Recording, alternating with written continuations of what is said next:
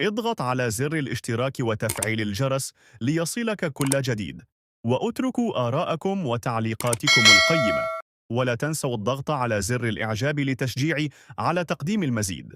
شكرا لكم على دعمكم. المغرب يقود التحول نحو المستقبل. تشهد مدينة القنيطرة المغربية تحولا نوعيا بفضل استضافة أول مصنع ضخم لتصنيع بطاريات السيارات الكهربائية في منطقة الشرق الأوسط وشمال إفريقيا. هذا المشروع الاستراتيجي الذي تقوده المجموعة الصينية الأوروبية الرائدة غوشن هاي تك يمثل قفزة نوعية في مسيرة المغرب نحو التحول نحو الطاقة النظيفة وتعزيز مكانته كمركز لصناعة السيارات على الصعيد العالمي. مشروع واعد بآفاق مستقبلية زاهرة. يهدف هذا المشروع الطموح إلى إنشاء جيجا مصنع متكامل لإنتاج بطاريات السيارات الكهربائية، مما سيساهم بشكل كبير في تعزيز سلسلة القيمة المحلية في قطاع السيارات. هذا الاستثمار الضخم سيوفر آلاف فرص العمل المباشرة وغير المباشرة، ويعزز من مهارات الكفاءات الوطنية في مجال الصناعات المتقدمة. فوائد المشروع تمتد لتشمل عدة جوانب.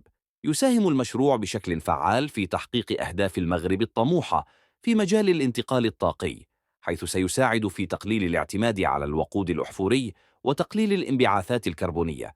سيؤدي هذا المشروع إلى تطوير صناعة السيارات في المغرب، مما سيعزز من تنافسية المنتجات المغربية في الأسواق العالمية. سيوفر المشروع آلاف فرص العمل الجديدة، مما يساهم في تحسين الوضع الاقتصادي والاجتماعي للمواطنين. سيجذب هذا المشروع استثمارات أجنبية مباشرة إضافية، مما سيعزز من جاذبية المغرب كوجهة للاستثمار.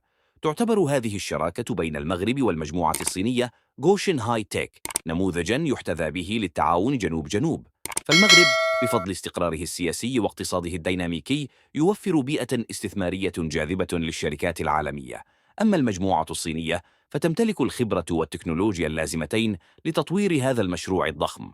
على الرغم من أهمية هذا المشروع، إلا أنه يواجه بعض التحديات مثل توفير الكفاءات اللازمة وتطوير البنية التحتية.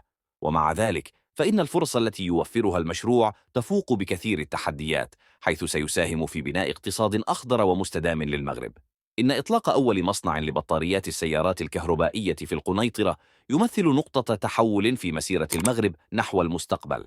هذا المشروع الطموح سيساهم في تعزيز مكانة المغرب كقوة صناعية وصاحبة رؤية مستقبلية، كما سيساهم في بناء اقتصاد أخضر ومستدام للأجيال القادمة.